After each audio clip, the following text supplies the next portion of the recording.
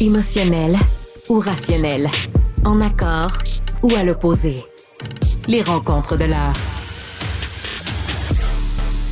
Alors, Joseph Facal, tu trouves que ça t'inquiète le fait qu'on importe ici à Montréal des conflits qui se déroulent ailleurs? Et là, tu as vu l'Université McGill qui prend des mesures parce qu'on craint des débordements. Lundi prochain, c'est le premier anniversaire des attaques du Hamas.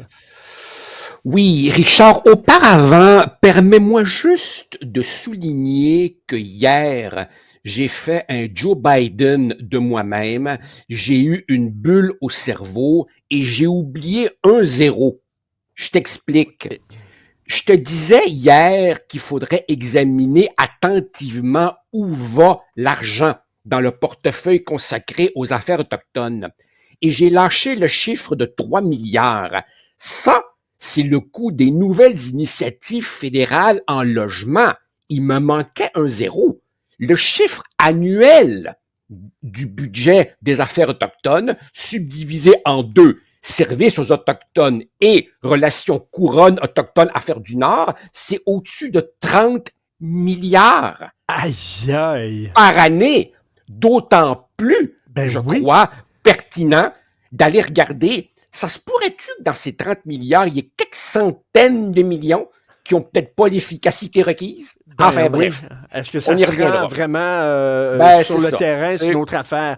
Donc, c'est ça, on importe des conflits d'ailleurs. C'est ça. Écoute, on se prépare à souligner les événements du 7 octobre de l'an dernier. J'imagine que pour certains esprits tordus, ce sera une célébration. Évidemment, les campus, tu l'as dit, sont sous haute tension, principalement McGill et Concordia, en raison de la composition de leur corps étudiant. Je crois comprendre que cette semaine, certains cours seront donnés en ligne. La police, la direction des établissements est sur un pied d'alerte. Tu soulignais d'ailleurs toi-même l'autre jour, Richard, que c'est drôle, on dirait que ce sont seules les manifestations pro-Palestine qui dérapent. Rarement les manifestations pro-Israël, et l'industrie locale du commentaire est étonnamment muette sur cette différence sur le sujet. Écoute, Richard, je peux comprendre l'émotion des jeunes et des moins jeunes. Je pense que seul un cœur de pierre pourrait rester insensible à ce qui se passe là-bas. Un député péquiste, ce matin, déplorait l'importation chez nous de conflits étrangers. Vaste question, Richard, vaste. D'une certaine façon, l'importation est en partie inévitable, puisque les images de ce qui se passe là-bas parviennent chez nous. Nous avons tous un cœur, et je ne doute pas que parmi ces manifestants, plusieurs d'entre eux ont des noms bien de chez nous. Il reste que, et ici, pour reprendre une de tes formules, gants blancs jusqu'aux épaules, il reste que, quand le Québec se retrouve avec sur son sol des dizaines et des dizaines de milliers de demandeurs d'asile, quand nous avons une politique d'immigration qui, historiquement, pour des raisons linguistiques, cible beaucoup les pays du Maghreb et les pays du Moyen-Orient, inévitablement, on favorise la présence ici de gens particulièrement sensibles ou motivés par les drames indéniables qui se passent là-bas. Et ça, je dois te dire, Richard, que c'est un vieux dilemme. Et je prétends pas qu'il y ait de réponse facile. C'est un vieux dilemme, ça, de la politique d'immigration du Québec. D'un côté, on se dit, on veut des francophones et on veut des jeunes. Où est-ce qu'ils sont, les jeunes et les francophones? Il y en a beaucoup dans cette région du monde. Et ensuite, quand ils arrivent ici, d'accord, ils parlent français, mais on découvre qu'ils peuvent être particulièrement crinqués sur cette question ou qu'ils ont, par exemple, des vues religieuses qui causent un certain nombre de tensions. Et ça, c'est un vieux dilemme de la politique d'immigration du Québec qui se posait moins à l'époque où on recrutait massivement en Amérique latine, par exemple. Tu sais, le gars du Chili, la madame du Salvador, qu'est-ce que tu veux? Il tend pas à importer ici les conflits de chez lui. Mais, tu sais, les bassins d'immigration proviennent des endroits où ça va mal. Tu sais, c'est pas compliqué. Tu regardes une carte du monde. Tu regardes les points chauds. Tu regardes où ça va mal. Et en toute logique, c'est ces gens-là qui veulent le plus quitter l'endroit où ils sont. On peut évidemment pas les blâmer. Mais évidemment, à travers ça, ben, qu'est-ce que tu veux?